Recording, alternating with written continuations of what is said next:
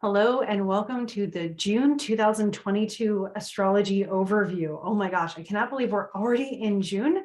And I'm really excited because this overview is going to be a bit more chill. June is a bit more chill as far as volume and even the quality of most of the transits go. So we're going to go through all of that. My name is Kristalina Ivatovich. I'm a professional astrologer. You may know me from the Alchemist Inkwell podcast, from the Forgotten Storytellers book writing mentorship, or even from TikTok and Instagram, where I'm at The Real Kristalin. Wherever you have come from and however you've found your way here, I am really glad to see you, and I can't wait to go through all of this with you. So really briefly, the way that we will introduce the structure of this video is that I'm going to go through transit for transit the entirety of June, and I will show you the charts for the lunations, that's the full moon and the new moon, as well as for the changing of the zodiacal season. So when we move, in this case, from Gemini season into Cancer season, which will also be the summer solstice. So we'll get to talk about that as well. So we will be able to dive right in. One of the main themes of June seems to be a lot about ebb and flow. There's some changes and shifts happening, mostly because of sign changes of planets just moving from one sign to another. They're called ingresses, and the planets inevitably do that. In fact, as far as retrogrades and things go, the front part of the month has a bit of dynamic movement with that. We do have 3 shifts or stations of planets either coming direct or going retrograde, and we will talk about those as well. And we can dive right in because you probably already know one of these planets. It is Mercury. And on June 3rd, Mercury will station direct again. So Mercury has actually been retrograde since it would have been May 10th.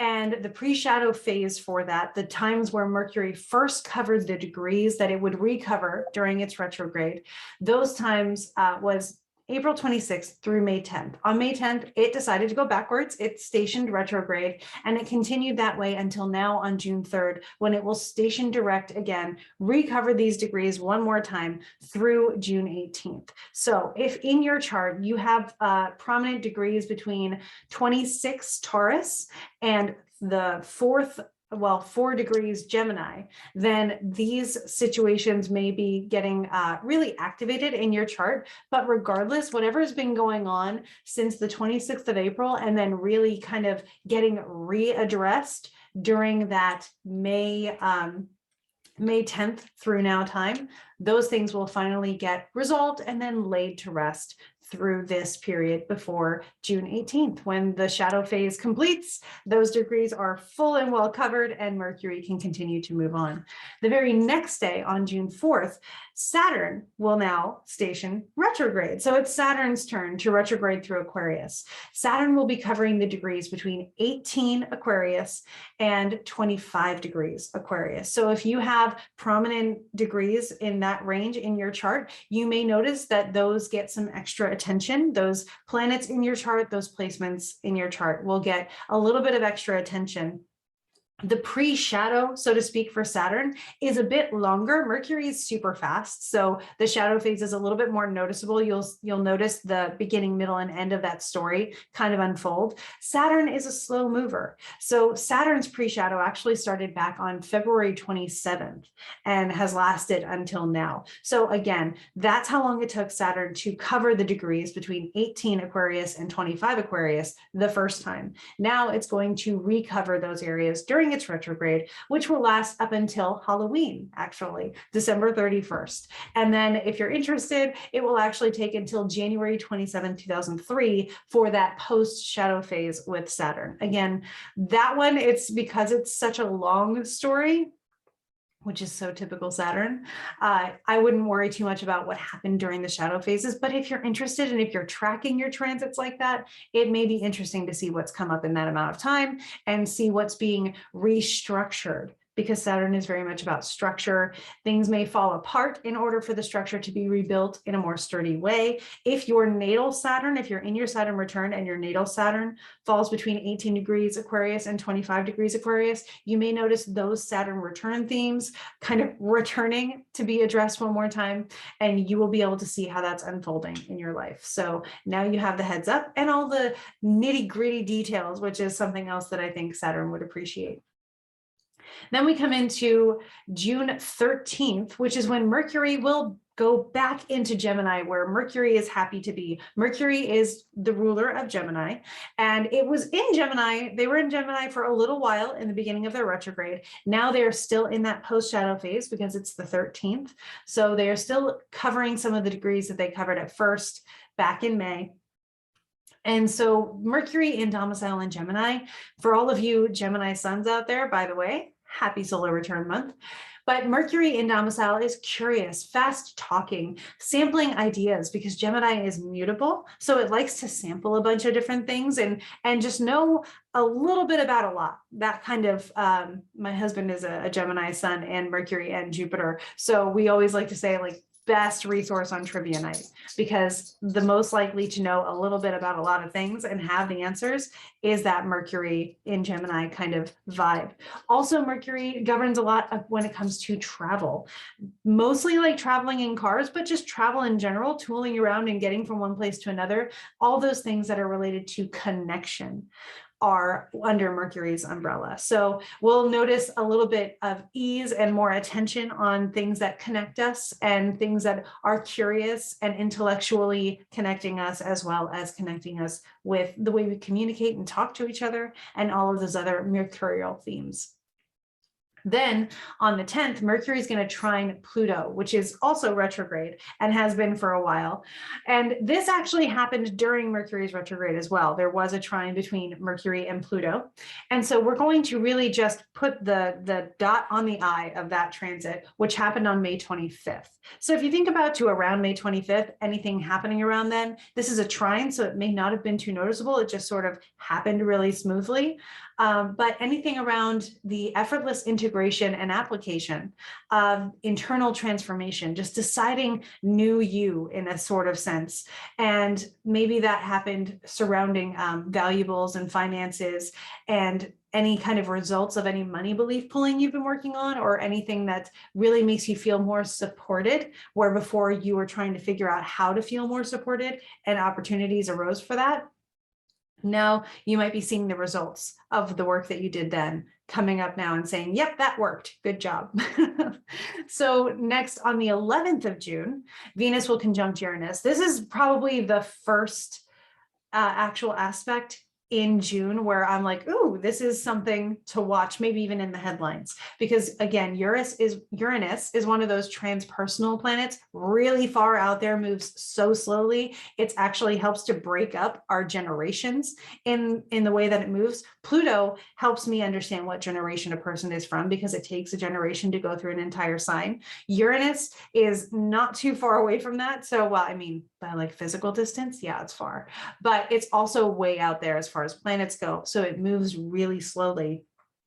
And in that time, it covers not as again, it moves slowly. So it's not covering a whole lot of ground, but it's making an impression as it goes. And Uranus likes to change things up, shake things up. Uranus has been in Taurus since, I believe, 2018.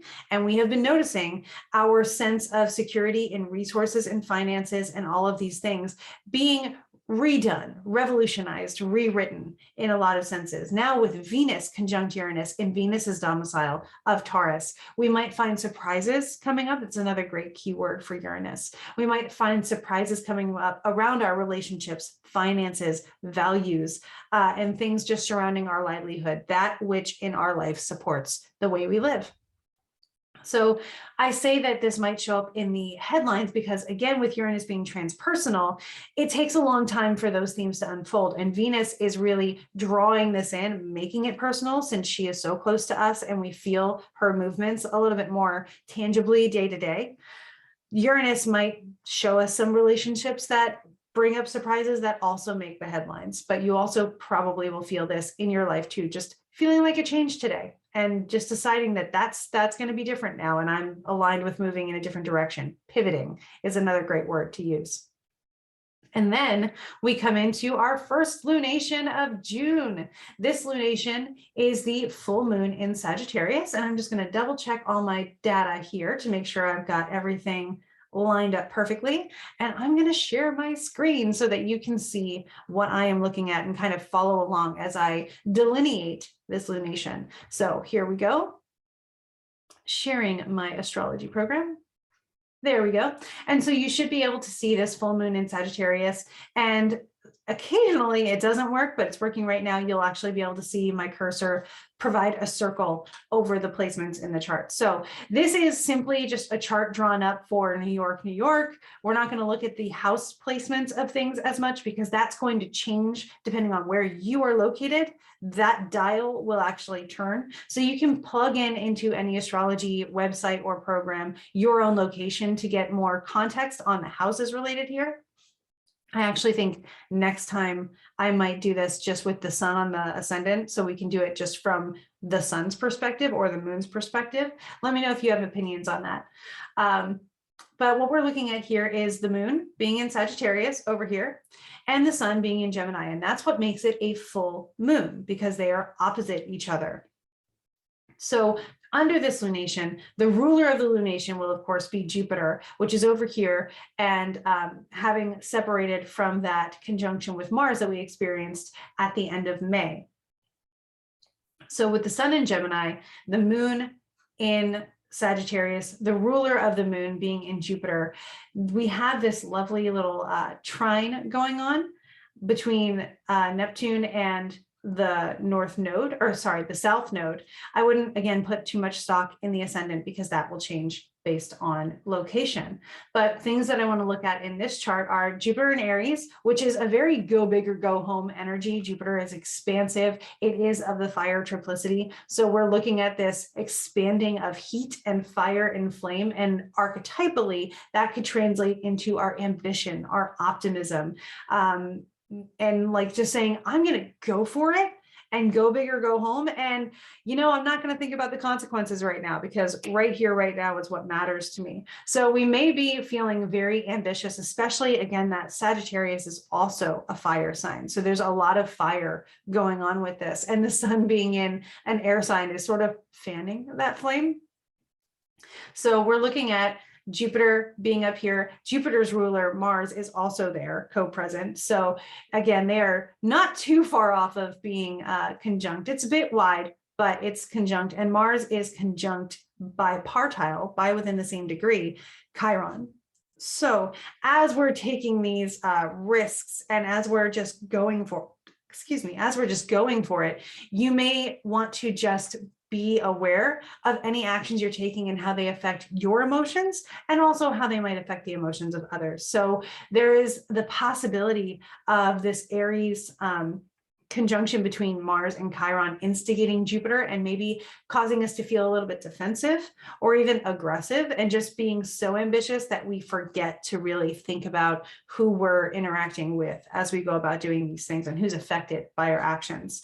However, we do have Saturn in retrograde forming a sextile with this lunation. So these guys up here are making a big noise, but Saturn is in Aquarius over here, forming a nice sextile with the moon. And that can bring a measure of thinking before you leap. So there may be this opportunity, if we really lean into our Saturn,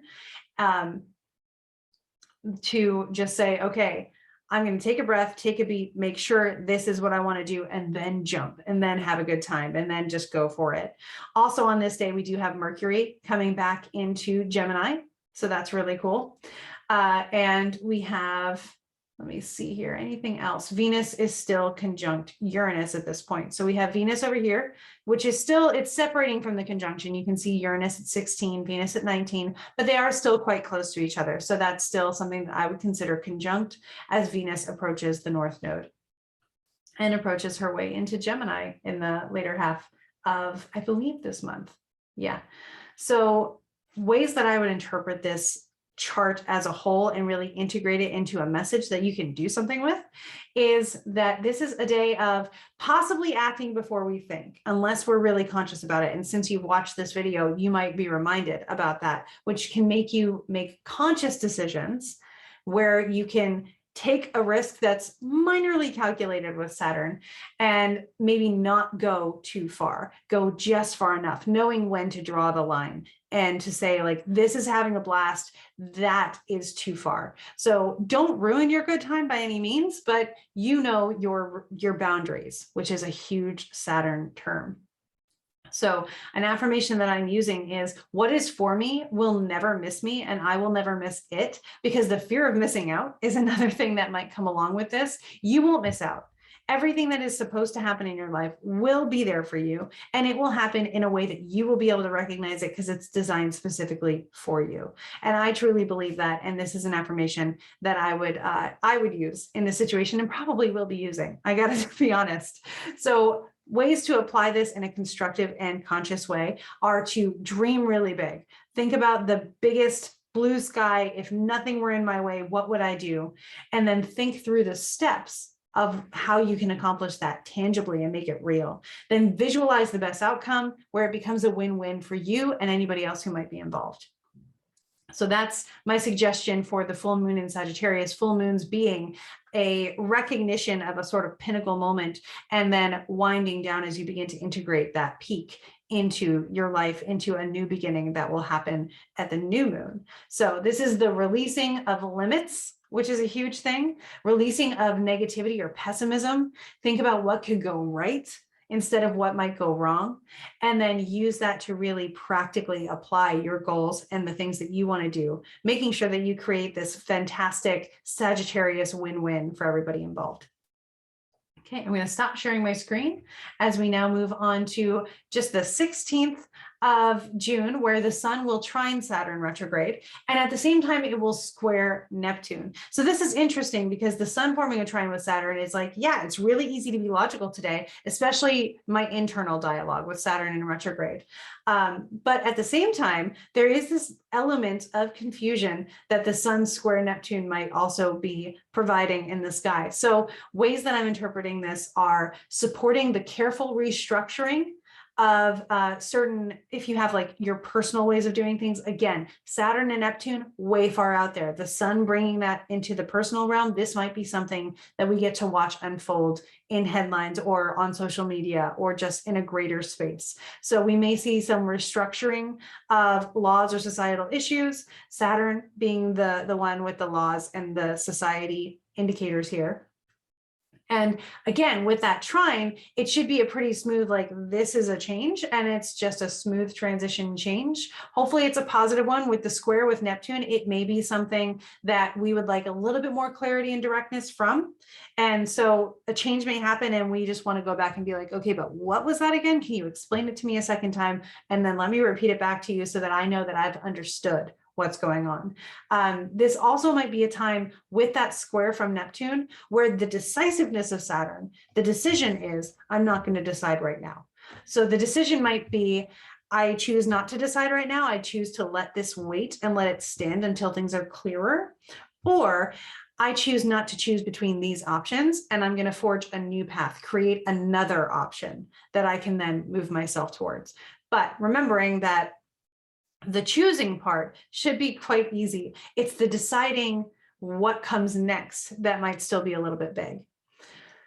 And then on the 18th of June, Venus will square Saturn as well. So we just had the sun trining Saturn. Now Venus will come in and square it, which could bring some conflicts in our relationships. Again, Venus being about relationships, values, money, those things that we really like, the pretty shiny things that attract us are very much in Venus's realm. And so a square will create a conflict. So the things that we like being in conflict with that which is most supportive, with what is long-term. So liking this now, this kind of feels like buyer's remorse in a sense, where it's like, I really like it right now. Is it going to serve me in the long term? Will I like it tomorrow? Does it spark joy? And really giving that kind of thought to it in the, I like this right now. Will I like it tomorrow? Will it serve me in the long term? Is it for my highest and best interests? Or is it just filling a space at the moment? And then you can make the decision on what's important to you and what you prioritize in that situation. There may also be opportunities in your relationships, if this shows up in conversations and interactions with others, where someone may come across as a little condescending, like they feel like their perspective is more right than yours. It's important to show some patience. So the condescension is a Saturn theme, but so is patience. So if you can have patience with the other person and then create a common ground, this will also rationalize relationships. So there are different ways that this can go. And the square is going to bring up the situation where you can then choose to react and use that energy and channel it into something constructive. So there may be also a withholding or limiting of certain resources, where Venus would represent the resources, the things that we have or value, and Saturn is saying, yeah, but not all at once, or maybe not as much of it right now as we would like. So it's really learning to take things in moderation at this point, and who knows what we'll be seeing at that point in society as well, where Saturn is doing that slow retrograde and helping us rewrite and refigure certain things out. And then on the 19th, Venus will then sextile Neptune. So forming that opportunistic aspect with Neptune, where this feels a little bit more like soothing any kind of frustrations that might have come up. So this is because, again, they are slow movers. This is mostly Venus moving from one thing to the next. So the energies may blend between these 2 days. And even with the next day, where we'll talk soon about Mercury forming a sextile with Jupiter.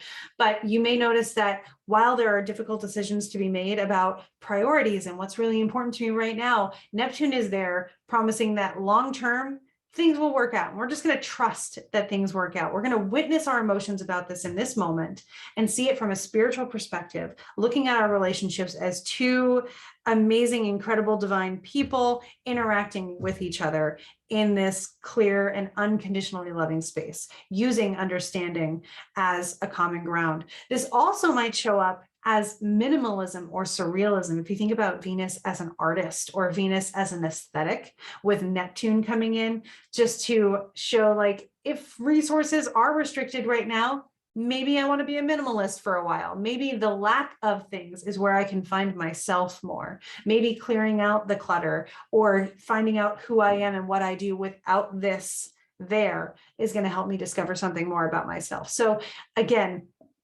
the option will be there to flow with or resist this energy. And these are just some options that I'm coming up with that would be hopefully constructive and skillful representations of the transits as they will be.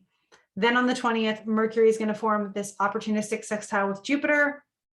And this has a bit more of a bouncy kind of fun feeling to it, where the opportunities might arise to speak directly and candidly and be like, you know what, this is how I'm feeling. And wow, that came out right the first time. Huzzah.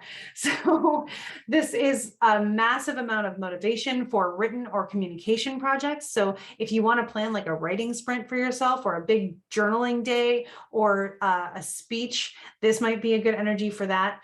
And there will be travel and community efforts that might fall into that as well. Mercury really falling into the connection theme again. So if you're taking a trip, it might go really well. If you're doing a community festival or an organization kind of thing, it might also have really good opportunities on this day as well. And then we actually come into June 21st, and this is the summer solstice. So I'm going to shake up my chart here, bring up my summer solstice chart, and then we can look at that together, which will actually also be Cancer season. So to all of your Cancer suns out there, happy solar return. This is your time, and I'm going to share my screen. All right, so we have Cancer season up here, and you can tell it's Cancer season because the sun is at 0 degrees and 0 minutes of Cancer. Again, this is just set for New York. I would set this for your time and place to be able to really apply the house indicators here, but we're just going to look at signs, aspects, and planetary placements. And with that, the Cancer is actually going to come in, at least in my time, at night, which means the moon will be way up here, which is pretty cool. And so we have the moon in Aries at this time is also conjunct Jupiter, and it's forming this nice sextile aspect with Mercury as well, which is domicile in Gemini. And they are also squaring the sun. So the moon is at 3 degrees in Aries, the sun is at 0 degrees Cancer. They are forming this red line here between each other, which just simply means that this is a last quarter moon before the new moon is coming up. This happens all the time. And it gives us this opportunity to really assess how far we've come. So Cancer season being the longest day of the year, being this part of the year where we're kind of at a turning point anyway, it's the first day of summer, we are assessing how far we've come in the year. So it's kind of ideal in that situation. The heat of Jupiter really reminding us that summertime's arrived is also kind of helpful with that as well. So ways we might see this showing up is that life might feel like it's moving quite fast at this point. The moon really connecting the planets to us in a personal way in Aries next to Jupiter, and about the next aspect it makes, I believe, the very next exact aspect is Jupiter and that conjunction. So things happening quickly, almost to like so much is going on right now. I don't know how to process all of it, but let's just go with it kind of energy. So very much go with the flow and opportunities to catch opportunities with discernment as they arrive. So Mercury with that sextile aspect over here, just really being able to say, hey, I like this. I'm sure of this. I can think about this really quickly because Mercury is fast and very thoughtful, especially in the mutable air sign of Gemini. I like that. And you'll just have the discernment of, yep, that's my opinion. That's where I fall on this. And make sure that you check with yourself and your self-care, your priorities, so that you don't overextend yourself with all of that fiery, Aryan, Jupiter expansive energy going on as well. Try to root yourself and ground yourself, because there's not a whole lot of Earth connection to the moon or to the sun at this point. So we want to make sure that if we're trying to balance ourselves, Earth energy is the way to do that. Plant your feet on the ground, sit on the ground, anything that makes you feel really grounded. Even eating something nourishing is a great way to ground yourself. And things to keep in mind, Venus at this point is still square Saturn in Aquarius. So we have Venus in Taurus, here she is, and she is forming this square with Saturn. So that might actually help us to not overdo things a little bit. She also is forming this trine with Pluto, which has that Earth aspect in Capricorn going on. And so this is kind of giving us this internal soul level makeover, identifying areas of growth that we really want to work on and progress with. And again, with Saturn and Pluto both being retrograde, these are things within us that we're like, I think this is the time. I think Venus connecting this to me now makes me feel like I've recognized something that I would like to change that will make me feel more supported. And I realized that the time for transformation is now, and I can do something with this. Look at that. I did not know. I think this is a new update where I can actually click on Pluto and you can see some stuff about him. So that's really neat too. Awesome. So ways that I interpret this holistically are that we're really learning in this season of Cancer season to discern where we give our energy and what we say yes to. So again, you invest your energy with the words yes and no. And that comes down to muscle testing. That comes down to accepting or saying not right now to invitations. It comes down to even when you put money into something, you're saying yes to that thing. When you decide not to put money into something, you're saying not right now or no. So thinking about how you invest your energy in all capacities, this is going to be a time where we really get to feel that out again, with the moon being the ruler of the season, because the moon rules Cancer. We're initiating this season by saying, I'm really leaning into my instincts. I'm really leaning into what feels right, my intuition, which doesn't get enough credit in fire signs, but fire signs are highly intuitive with the, I'm going to create this and make it happen. It's a very manifesting kind of energy. So we have this ability to recognize that the world is filled with invitations to action, and sometimes invitations to anger. We do have that Aryan kind of martial feeling of being so ambitious that you can take it to, I like the way Demetra George refers to it, an unskillful level. But we do get to make conscious choices about who has access to our energetic endorsement. And that's how I like to see it. So deciding where you place your energy, honoring how much of it you give at a time, and nurturing yourself. This is Cancer season. Nurture yourself in the ways that you need to feel nurtured. Think with yourself first, check in with that Mercury. Is this something that feels right to me? Yes, no. And that will define and educate your actions that follow. Awesome. So So Mercury and Gemini, all of these notifications coming through. Ways to apply it in this season, if you want to really honor on the solstice, one of the things I would do is make a list of what is important to you now and what you want to grow more in. That, again, Cancer season, that's water, watering the soil and allowing it to grow. Wow. Referring to that list when you make decisions, listing your values, listing what's important to you. And I'm truly just going to turn my phone off at this point. I apologize for that. Listing what's important to you and saying, this is what I'm going to consider when I make a decision. Does it align with these values? And if it does, great, that's a yes. And if it doesn't, then that's a not right now. My values might change later, but here and now, this is who I am and this is what's important. And this aligns with it or doesn't. We also have, like I'd mentioned, Venus trine Pluto. Now, it is a trine, so it may go smoothly, and it might even go unnoticeably, but it's this ability to do I call it the not pretty work. So Venus really loves pretty, but Pluto is saying, yeah, let's do an internal makeover from the inside out, because what we are on the outside reflects what we are on the inside.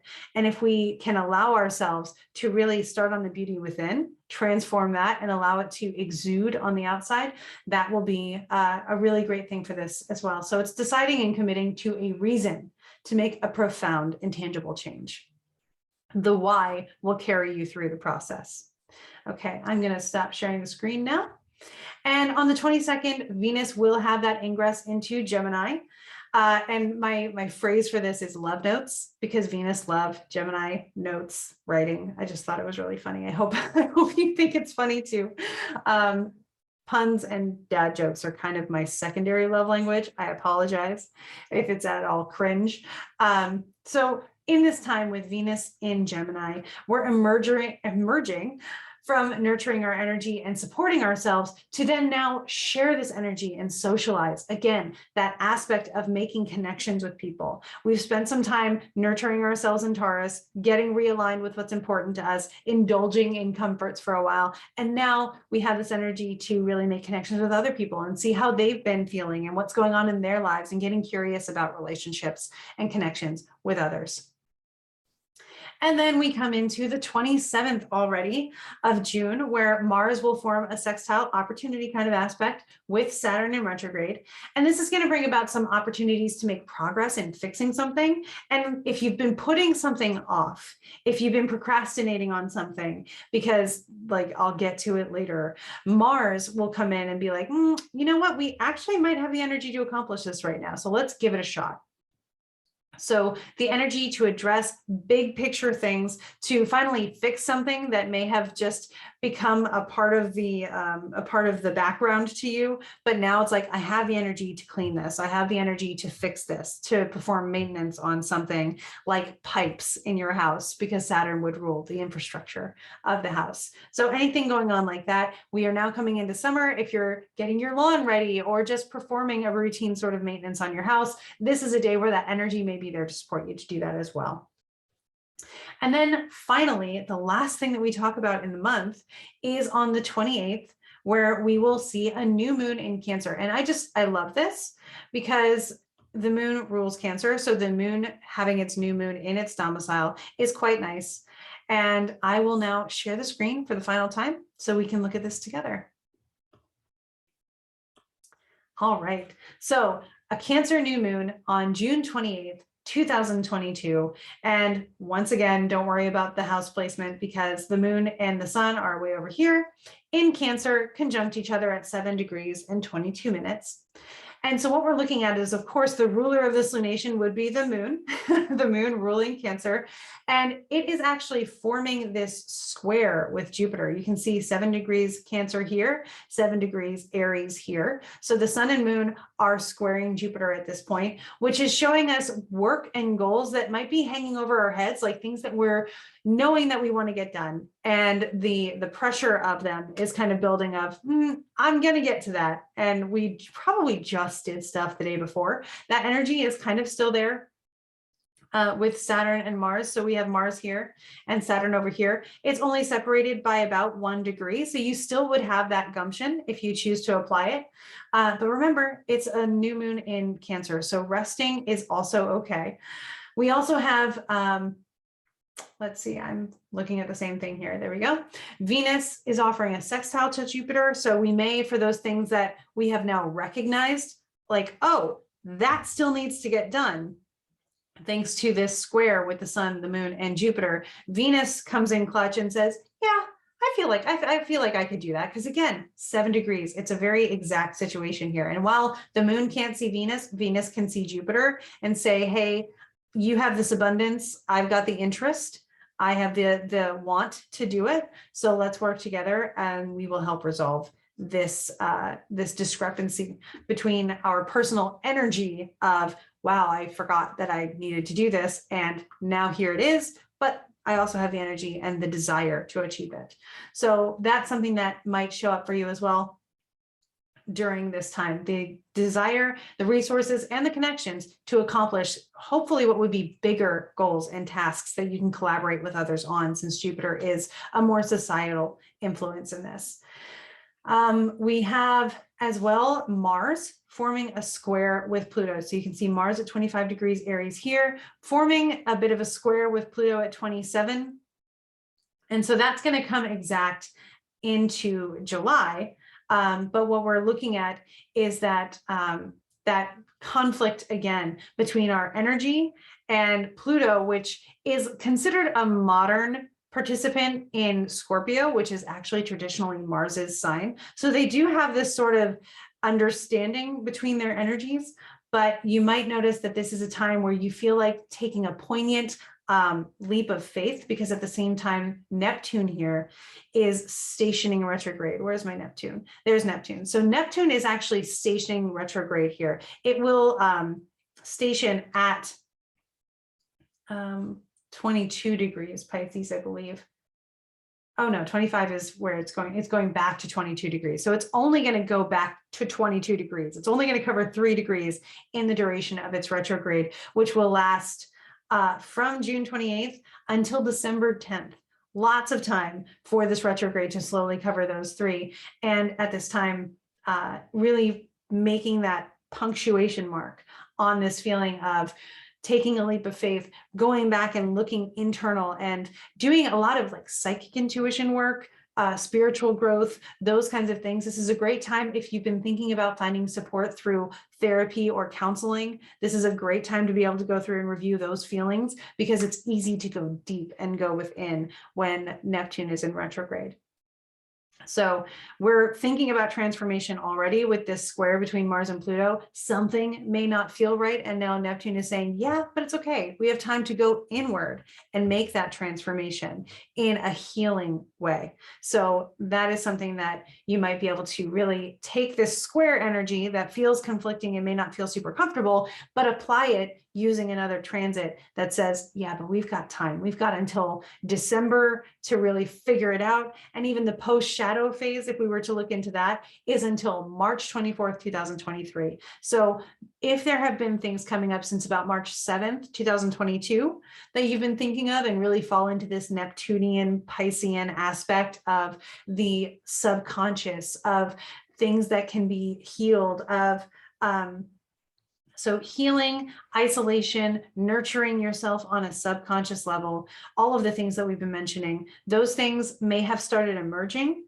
back around the 7th of March, and you will be able to really slowly and carefully take that and transform it and transmute it into something healthy and sustainable that will then emerge on the outside following the post-shadow phase, or even during that post-shadow phase between December 10th and March 24th, 2023.